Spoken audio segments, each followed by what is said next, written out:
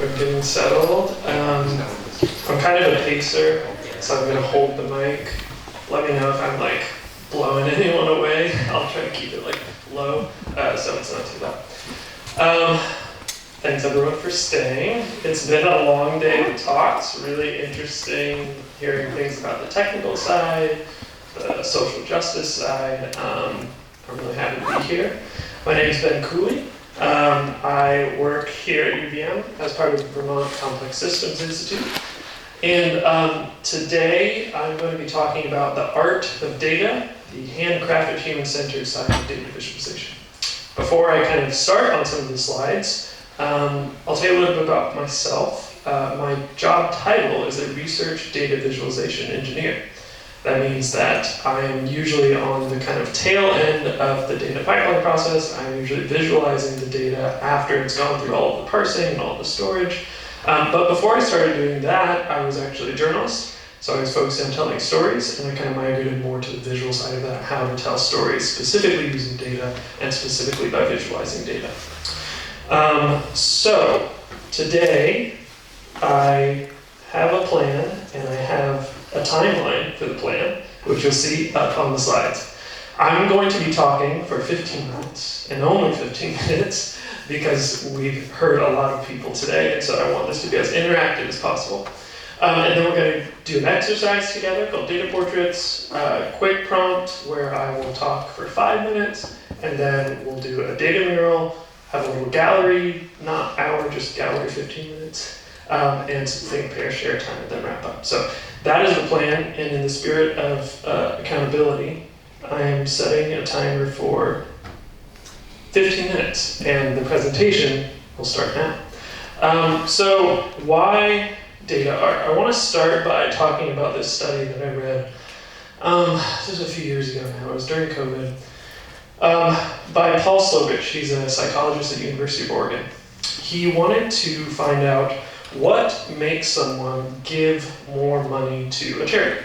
So in this kind of theoretical charity use case, he divided the participants into two groups, and one was shown a poster which had an image of a girl suffering from starvation. So there was one hungry child, said, you can help this child, how much do you want to give? Then there was another group that he showed the same image of the child, but included a bunch of statistics about children across the world who are suffering from starvation and from hunger. So two groups shown the same image at the top, but the first one was just some text, maybe a story, and the second one was the statistics. The result of the study was that the people who were shown the first image in group one gave about double the amount as group two. Obviously those are made up statistics, don't pay attention to those, but these were statistics about all of the children that were in the same situation as the one girl, and that campaign got far less money in the study. So why is this? Some attribute it to this quote, attributed to Mother Teresa: if I look at the mass, I will never act. If I look at one, I will. So you see an image of one person, you're more compelled by that. If you're thinking about all of the people, maybe you're less likely to give. In an interview, Paul Slovich, the lead of this study, said this specifically about COVID-19 deaths: that statistics are human beings with tears dried off. And that's dangerous because we need tears to motivate us. Again, kind of getting at this idea that the human is what's compelling to us, right? And the numbers maybe not so compelling themselves. So communicating with data requires holding two things in tension, and they're kind of groups of things. One is we should resist oversimplifying things. We should always show the whole data, don't hide the outliers, don't cherry pick, and reveal trends. Like that's what we try to do when we're analyzing data and we're telling stories of data. And at the same time, people care about stories and about other people, and they don't really care about numbers. There's a couple of problems with numbers, I think, and with this kind of work specifically. One is this effect that Paul Slovich coined called psychic numbing. This was also a big term that kind of saw some popularity during COVID lockdowns, the psychological phenomenon that causes us to feel indifferent to the suffering of large numbers of people. And then there's also just the fact that our brains are bad at big numbers when you think about the evolution of human brains. Elizabeth Tumarian is a researcher who described this as, we evolved in our hunter-gatherer phase as beings who needed to count things in our environment, right? We needed to count and judge things that we could see, and that's all that mattered in our world back then. And in the relatively short amount of time between then and now, we have much larger numbers to contend with. And finally, and this one is hard for me to accept as someone who makes charts all day, many people just don't understand charts. Even if you annotate them, even if you make them really clear and concise, 63% of Americans misinterpret scatter plots. And when you break that down by education, it gets even worse in the sense of equality and equitability. 84% of postgrads will correctly interpret it, 79% of graduate people with graduate degrees will interpret it correctly, but only about half of those with a high school degree or lower will correctly interpret a scatter plot. So this is kind of, if we were to always visualize data, how many people are we leaving out using our kind of tried and true scientific methods, right?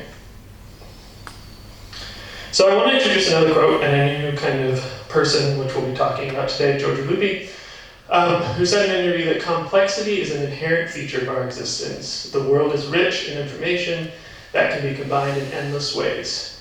We are ready to question the impersonality of a merely technical approach to data and to begin designing ways to connect numbers to what they really stand for: knowledge, behaviors, people.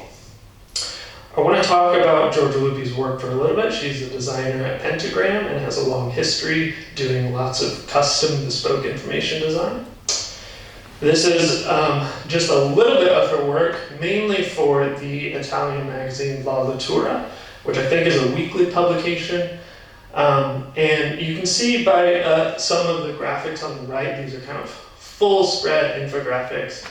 And none of these look like any kind of chart that I've ever seen. Like maybe there's some flow networks or flow diagrams or something. But they're all very custom, all very bespoke. And on the left are some examples of the custom legends that Giorgia creates. So something that Giorgia uses quite a bit, which we'll talk about later, is the concept of visual encodings. If anyone knows anything about the grammar of graphics, that term visual encodings might sound familiar. It's just a way of thinking about data visualization by thinking about the elements, the shapes, the colors, the lines, rather than saying, give me a bar chart or give me a line chart, right? Giorgia Lupi has this idea that she's written about in a book called Data Humanism, pushing back against some of the concepts of data that we are very familiar with, especially in the tech sector. So what would small data look like in comparison to big data? What does it mean to have imperfect data, which data almost always is perfect? Subjective data, inspiring, sort of suggesting this alternative way of thinking about our data sets and the way that we understand information. Giorgia Lupi wrote a book called Dear Data with Stephanie Posebek. Show of hands, has anyone heard of Dear Data? Ever seen the book? Couple of people, cool. I'm going to show a couple of sketches from it. This was a year-long project between Stephanie Posebek and Giorgia Lupi, where they sent one postcard to each other every month about a different topic. They collected data about that topic and then tried to visualize it to kind of like learn about each other as friends. So I'll show you an example. This is the first week of the project.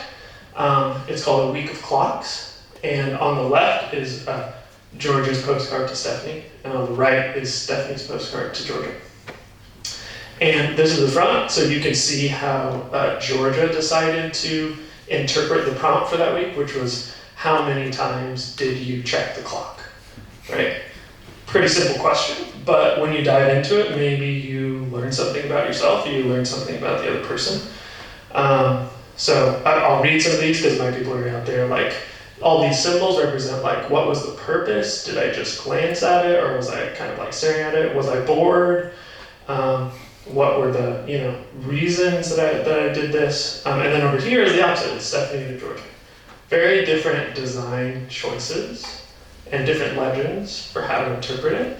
And these are quite dense, right? Like, you need to actually read the legend, take some time to understand. You're not going to get something at a glance from this, other than, oh, that's visually quite striking, and it's nice to look at. Maybe it's a nice piece of art on its own, but you get the meaning by spending time with it. Here's another one. This one is a week of indecision. So every time you couldn't make your mind up about something, or took a long time to decide on something, again, one from one person, one from another person. And here's another one. This one is a week of goodbyes.